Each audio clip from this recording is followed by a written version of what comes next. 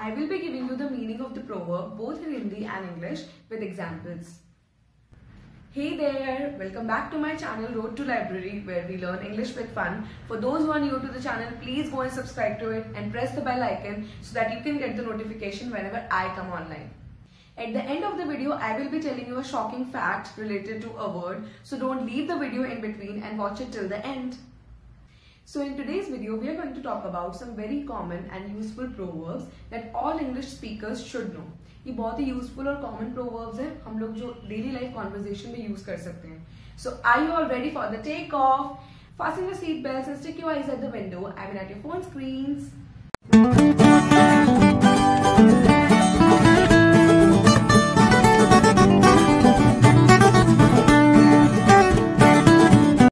So the very first proverb that we have with us is, one man's meat is another man's poison. What does that mean? एक इंसान के लिए जो चीज बहुत ज्यादा अच्छी है, जरूरी नहीं है कि किसी और के लिए भी वो चीज उतनी ही अच्छी हो.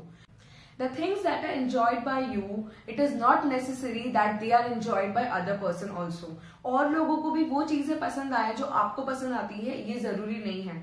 तो कोई भी चीज जो एक इंसान के लिए मीट है, यानी कि मीट मतलब यहाँ पे अच्छा है, कि अगर वो किसी इंसान के लिए अच्छा है, इट इज नॉट नेसेसरी कि और लोगों के लिए भी वो अच्छा होगा. ओके, वन मैन्स मीट, जो इंसान को, किसी इंसान को कोई चीज पसंद है, जरूरी नहीं है किसी और को भी वो चीज पसंद हो. तो एक इंसान के लिए अगर कोई चीज मीट है, तो ये भी हो सकता है कि वही चीज किसी और के लिए पॉइजन हो. For example, if you like cricket and other person doesn't, आपको क्रिकेट बहुत पसंद है, उसे पसंद नहीं है, तो आपके लिए क्रिकेट मीट जैसा होगा, विच यू लाइक, उसके लिए तो पॉइजन हो गया, क्योंकि उसको बिना मतलब उस चीज को टॉलरेट करना पड़ रहा है. तो one man's meat is another man's poison. It is not compulsory that what you like is liked by others also. Moving on to our next proverb, hunger is the best sauce. Now what does that mean? जब भी आपको भूख लगती है, तब आपके लिए खाने का टेस्ट मैटर नहीं करता. When you are extremely hungry, when you are starving for food, the taste of the food doesn't matter to you. वहां पे क्या होता है, भूख ही आपके लिए सबसे अच्छी टेस्टी चीज बन जाती है, because you are very hungry, you are starving for food. तब आपके लिए जो टेस्ट है फूड का या खाने का टेस्ट है, वो मैटर नहीं करेगा. At that time, you will be ready to eat anything that you want, even chilies. Okay. When you are hungry, the taste of the food will not matter. भूख ही आपके लिए सबसे बड़ा सॉस होगा, यानी कि सबसे बड़ी टेस्टी चीज होगी. So when you are hungry, the taste of the food doesn't matter. Even what you are eating, that doesn't matter. Moving on to our next proverb.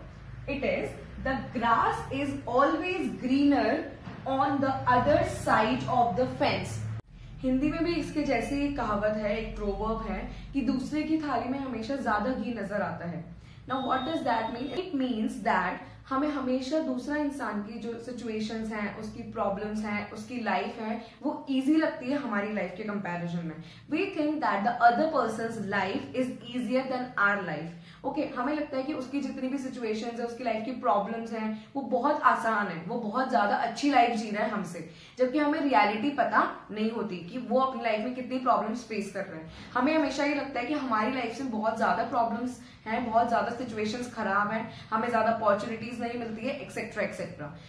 We always think that the other person is living a better life than us. हमें लगता है कि उसकी life बहुत easy है, उसकी life में तो कोई प्रॉब्लम्स ही नहीं है, वो बहुत अच्छे से जी रहा है, सब अच्छे से काम कर रहे हैं. इसका मतलब है कि हम लोगों को उनकी लाइफ बहुत ज्यादा इजी और आसान लगती है as compared to our life.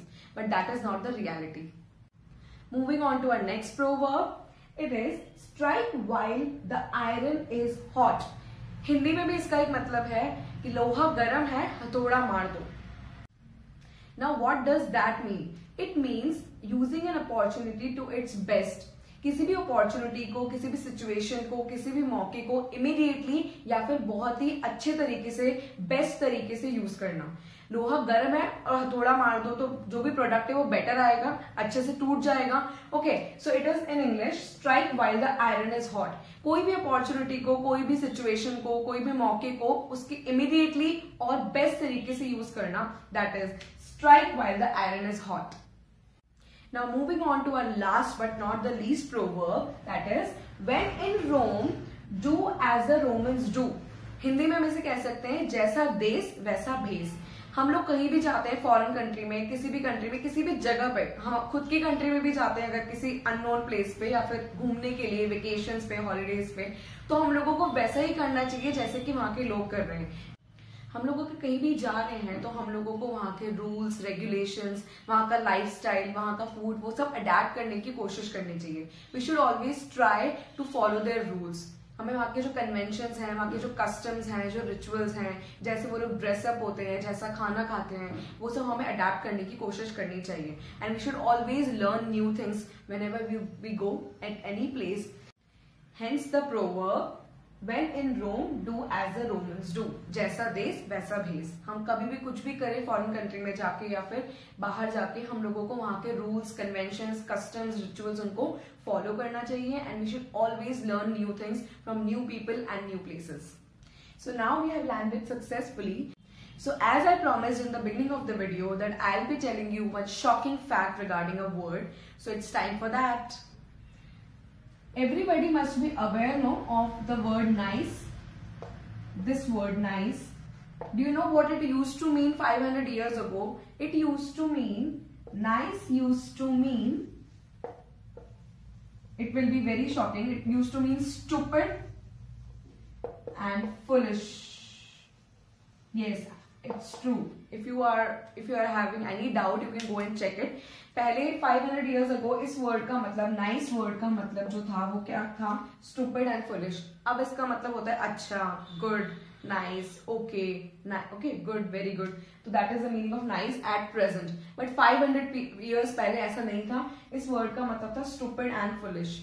Okay, it was change later. इसका मीनिंग चेंज कर दिया गया and it is to good and okay. So here we end up with today's video. I hope it was informative for you. I hope you enjoyed the video. Thank you for watching. We'll meet in the next video with some fun and refreshing topic. Till then, take care. Bye-bye.